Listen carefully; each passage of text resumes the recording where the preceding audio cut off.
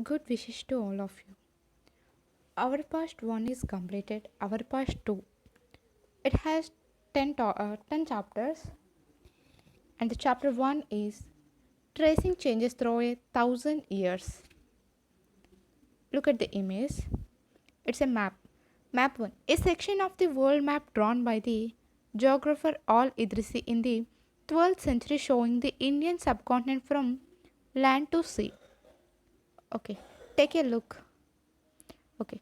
Take a look at maps 1 and 2. Map 1 was made in 1154 CE by the Arab geographer Al Idrisi. The section reproduced here is a detail of the Indian subcontinent from his large map of the world. Map 2 was made in the 1720s by a French cartographer. The two maps are quite different even though they are of the same area. In Al Idris map, South India is where we would expect to find North India and Sri Lanka is the island at the top. Place names are marked in Arabic. Cartographer, a person who makes map. Map 2. The subcontinent from the early 18th century Atlas Novio of Julami the Isle. And there are some well-known names like Kanauns in Uttar Pradesh, spelled in the map as Quanans.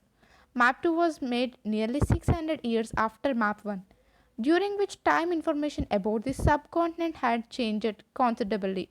This map seems more familiar to us, and the coastal areas in particular are surprisingly detailed. This map was used by European sailors and merchants on their voyages. See chapter 6. Okay. Look at the areas in the interior of the subcontinent on map 2. Are they as detailed as those on the coast? Follow the course of the river Ganga and see how it is shown. Why do you think there is a difference in the level of detail and accuracy between the coastal and inland areas in this map? Equally important is the fact that the science of cartography differed in the two periods. When historians read documents, maps, and texts from the past, they have to be sensitive to the different historical backgrounds, the context in which information about the past was produced, new and old terminologies. If the content in which information is produced changes with time, what about languages and meanings? Historical records exist in a variety of languages which have changed considerably over the years. Medieval Persian, for example, is different from modern Persian. The difference is not just with regard to grammar and vocabulary. The meaning of words also change over time. Take the term Hindustan. For example, today we understand it as India, the modern nation state. When the term was used in the 13th century by Minhaj I Siras, a chronicler who wrote in Persian, he meant the area of Punjab, Haryana, and the lands between the Ganga and Yamuna. He used the term in a political sense for lands that were a part of the dominions of the Delhi Sultan. The areas included in this term shifted with the extent of the Sultanate, but the term never includes South India. By contrast, in the early 16th century, Babur used Hindustan to describe the geography, the fauna, and the culture of the inhabitants of the subcontinent, as we will see later in the chapter. This was somewhat similar to the way the 14th century poet Amir Khusro used the word Hind. While the idea of a geographical and cultural entity like India did exist, the term Hindustan did not carry the political and national meaning which we associate with it today. Historians today have to be careful about the terms they use because they mean different things in the past. Take, for example, a simple term like a foreigner. It is used today to mean someone who is not an Indian. Can you think of any other words whose meanings change in different contexts? In the medieval period, a foreigner was any stranger who appeared, say, in a given village, someone who was not a part of that society or culture. In Hindi, the term Pardesi might be used to describe such a person, and in Persian, Aznabi. A city dweller therefore might have regarded a forest dweller as a foreigner, but two peasants living in the same village were not foreigners to each other, even though they may have had different religious or caste backgrounds. Historians and their sources. Historians use different types of sources to learn about the past depending upon the period of their study and the nature of their investigation. Last year, for example, you read about rulers of the Gupta dynasty and Harshavardhana. In this book, we will read about the following 1000 years from roughly 700 to 1750. You will notice some continuity in the sources used by historians for the study of this period. They still rely on coins, inscriptions, architecture, and textual records for information. But there is also considerable discontinuity. The number and variety of textual records increased dramatically during this period. They slowly displaced other types of available information. Through this period, paper gradually became cheaper and more widely available. Okay, the value of paper. Compare the following. In the middle of the 13th century, a scholar wanted to copy a book, but he did not have enough paper. So he washed the writing of a manuscript he did not want, dried the paper and used it. A century later, if you bought some food in the market, you could be lucky and have the shopkeeper wrap it for you in some paper. When was paper more expensive and easily available in the 13th or the 14th century? People used it to write holy text, chronics of rulers, letters and teachings of science, petitions and judicial records, and for register of accounts and taxes. Manuscripts were collected by wealthy people, rulers, monasteries, and temples. They were placed in libraries and archives.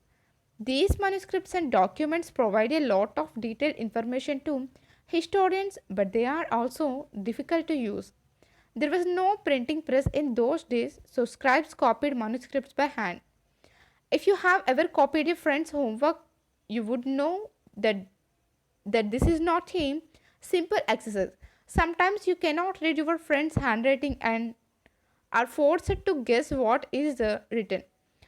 As a result, there are small but significant differences in your copy of your friend's work. Manuscript copying is somewhat similar. As scribes copied manuscripts, they also introduced some small changes, a word here, a sentence there. The small differences grew over centuries of copying until manuscripts of the same text because substantially different from one another. Archive, a place where documents and manuscripts are stored. Today, all national and state government have archives where they keep all their old official records and transactions. Look at this picture. Figure 1. A painting of a scribe making a copy of a manuscript. This painting is only 10.5 centimeters by 7.1 centimeters in size. Because of its size, it is called a miniature. Miniature paintings were sometimes used to illustrate the text of manuscripts. They were so beautiful that later collectors often took the manuscripts apart and sold just the miniatures. Look this picture. Different kinds of handwriting could make the reading of the Persian and Arabic difficult. The Nastaliq style on the left is cursive and easy to read. The Shikste on the right is denser and more difficult. This is a serious problem because we rarely find the original manuscripts of the author today. We are totally dependent upon the copies made by later scribes. As a result, historians have to read different manuscript versions of the same text to guess what the author had originally written. On occasion, authors revised their chroniques at different times. The 14th century chronicler Ziauddin Barani wrote his chronic first in 1356 and another version 2 years later. The two differ from each other, but historians did not know about the existence of the first version until the 1960s. It remained lost in large library collections. New social and political groups. The study of the thousand years between 700 and 1750 is a huge challenge to historians largely because of the scale and variety of developments that occurred over the period. At different moments in this period, new technologies made their appearance like the Persian wheel in irrigation, the spinning wheel in weaving, and firearms in combat. New foods and beverages arrived in the subcontinent: potatoes, corn, chilies, tea, and coffee. Remember that all these innovations, new technologies, and crops came along with people who brought other ideas with them as well. As a result, this was a period of economic, political, social, and cultural changes. You will learn about some of these changes in chapter 5, 6, and 7. This was also a period of great mobility. Groups of people traveled long distances in search of opportunity. The subcontinent held immense wealth and the possibilities for people to carve a fortune. One group of people who became important in this period were the Rajputs, a name derived from Rajaputra, the son of a ruler. Between the 8th and 14th century, the term was applied more generally to a group of warriors who claimed Kshatriya caste status. Look at figure 3, the Persian wheel. The term included not just rulers and chieftains but also soldiers and commanders who served in the armies of different monarchs all over the subcontinent. A chivalry code of conduct, extreme valor and a great sense of loyalty were the qualities attributed to Rajputs by their poets and bards. Other groups of people such as the Marathas, Sikhs, Jats, Ahoms, and Kayatsats, a caste of scribes and secretaries, also used the opportunities of the age to become politically important. Habitat refers to the environment of a region and the social and economical lifestyle of its residents. Of the technology, economic, social, and cultural changes described in this section, which do you think were most significant in the town or village in which you live? Throughout this period, there was a gradual clearing of forest and the extension of agriculture, a change faster and more complete in some areas than in others. Changes in their habitat forced many forest dwellers to migrate. Others started tilling the land and became peasants. These new peasant groups gradually monasteries began to be influenced by regional markets, chieftains, priests, monasteries, and temples. They became part of large complex societies and were required to pay taxes and offer goods and services to local lords. As a result, significant economic and social differences emerged among peasants. Some possessed more productive land, others also kept cattle, and some combined artisanal work with agriculture activity during the lean season. As society became more differentiated, people were grouped into jatis or subcastes and ranked on the basis of their background and their occupations. Ranks were not fixed permanently and varied according to the power, influence, and resources controlled by member of the jati. The status of the same jati could vary from area to area. Jatis framed their own rulers and regulations to manage the conduct of their member. These regulations were enforced by an assembly of elders described in some areas as the Jat Panchayati. But Jatis were also required to follow the rulers of their villages. Several villages were governed by a chieftain. Together, they were only one small unit of a state. Look at map 3. Provinces of the Delhi Sultanate during Muhammad Tughlaq's reign according to the Egyptian source Masalik. All Absar fi Mamalik al Amsar of Shihabuddin Umari. Region and Empire. Large states like those of the Cholas, chapter 2, Tughlaqs, chapter 3, or Mughals, chapter 4, encompassed many regions. A Sanskrit Prasasti, see chapter See chapter 2 for an example of a Prashasti, praising the Delhi Sultan Ziauddin Balban 1266 to 1287. Explained that he was the ruler of a vast empire that stretched from Bengal, Gauda in the east to Gajana in Afghanistan in the west and included all of South India, Dravida. People of different regions, Gauda, Andhra, Kerala, Karnataka, Maharashtra, and Gujarat, apparently fled before his armies. Historians regard these as exaggerated claims of conquest. At the same time,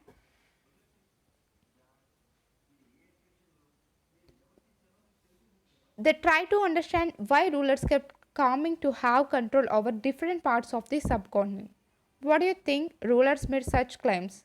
Language and region.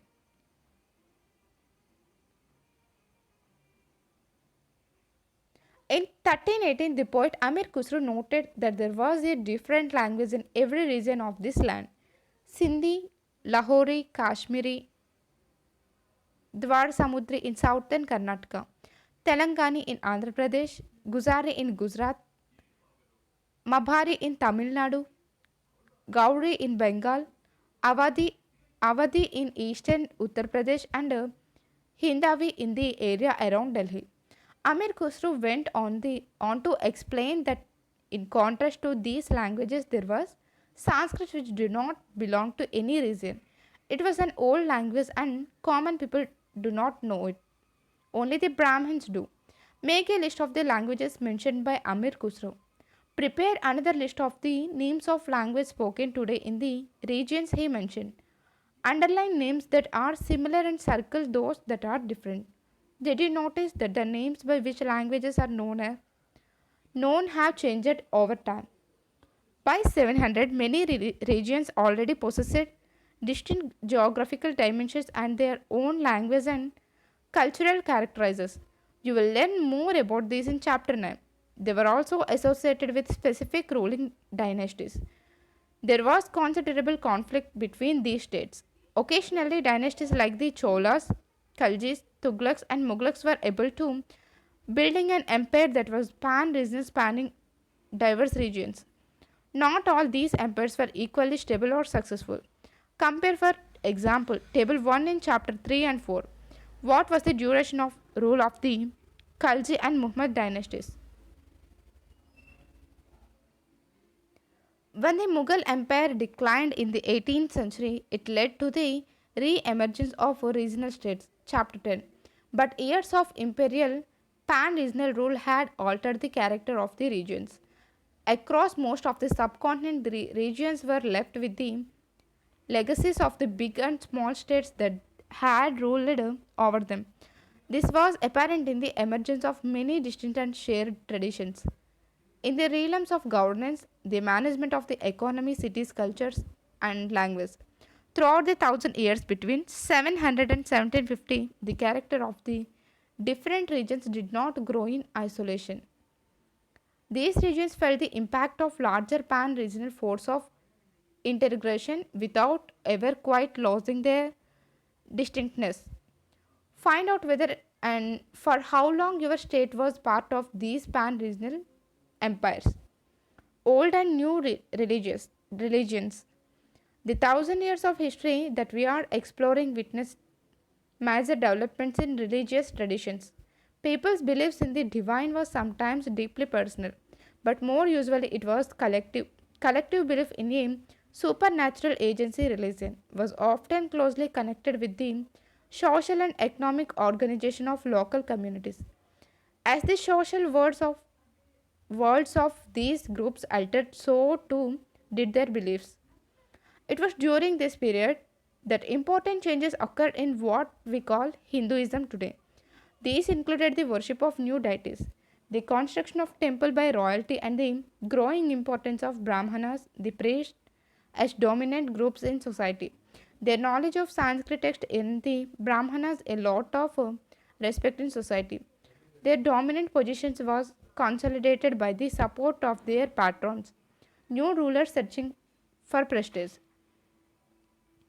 One of the major developments of this period was the emergence of the idea of bhakti, of a loving personal deity that devotees could reach without the aid of priests or elaborate rituals. You will be learning about this and other traditions in chapter 8. Find out whether and for how long your state was part of these pan regional empires. Do you remember what Amir Khosrow had to say regarding Sanskrit knowledge and Brahmanas? Pattern: an influential wealthy individual who supports another person, an artist, a craft person, a learned man, or a noble. This was also the period when new religions appeared in the subcontinent. Merchants and migrants first brought the teachings of the Holy Quran to India in the 17th century, 7th century. Muslims regard the Quran as their holy book and accept the sovereignty of the one God Allah, whose love, mercy, and bounty embrace all those who believe in Him without regard to social background. Many rulers were patrons of Islam and the ulama, learned theologians and jurists. Unlike Hinduism, Islam was interpreted in a variety of ways by its followers. There were the Shia Muslims who believed that the Prophet Muhammad's son in law, Ali, was the legitimate leader of the Muslim community, and the Sunni Muslims who accepted the authority of the early leaders, caliphs of the community, and the succeeding caliphs. There were other important differences between the various schools of law, Hanafi and Shafi'i mainly in India, and in theology and mystic traditions. Thinking about time and historical periods.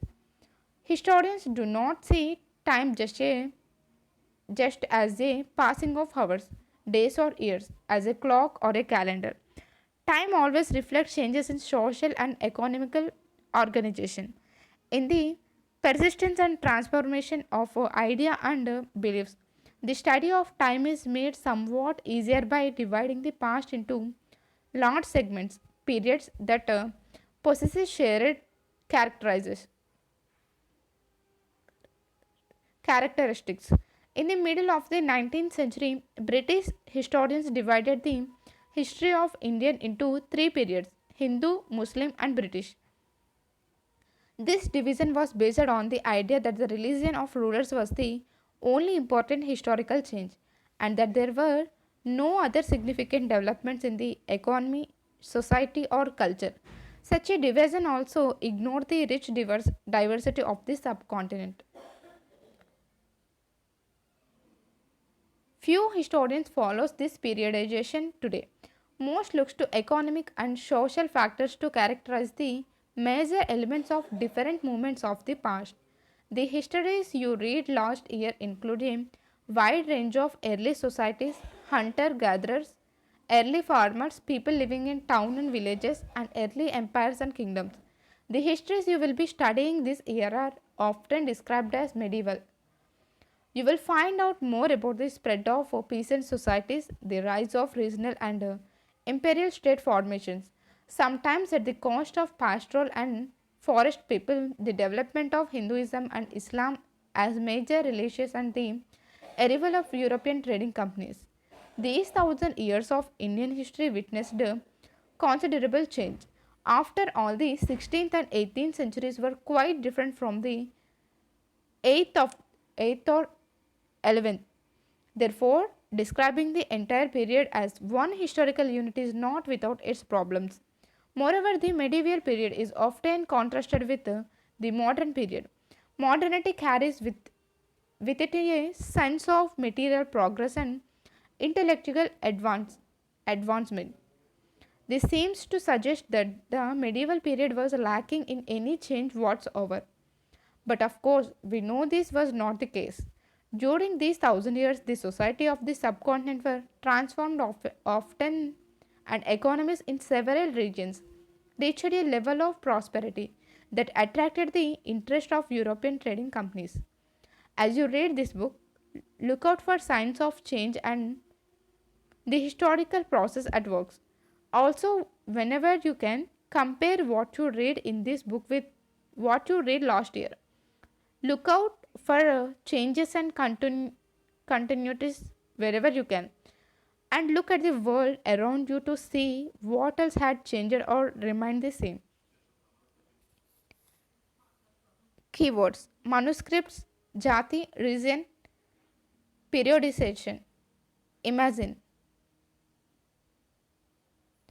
you are a historian. Choose one of the themes mentioned in this chapter, such as economic, social, or political history, and discuss why you think it would be interesting to find out the history of that theme. Let's recall who was considered a foreigner in the past. Straight with a true or false. We do not find inscriptions for the period after 700. The Marthas asserted their political importance during this period. Forest dwellers were sometimes pushed out of their lands with the spread of agriculture settlements. Sultan Ghiyasuddin Balban controlled Assam, Manipur, and Kashmir. Question number 3. Fill in the blanks. Archives are places where dash are kept. Dash was a 4th 14th century chronicler. Dash, dash, dash, dash, and dash were some of the new crops introduced into the subcontinent during this period. List some of the technologies changes associated with this period. Question number 5.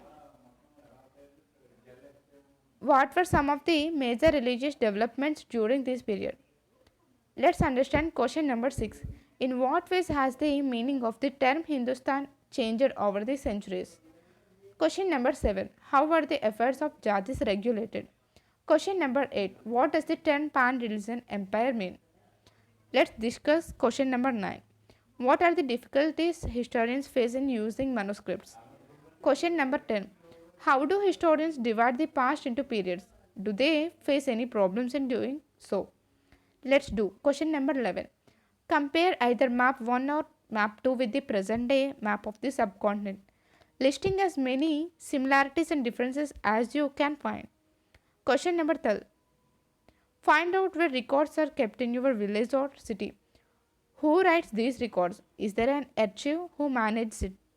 What kind of documents are stored there? What are the people who use it? Thank you.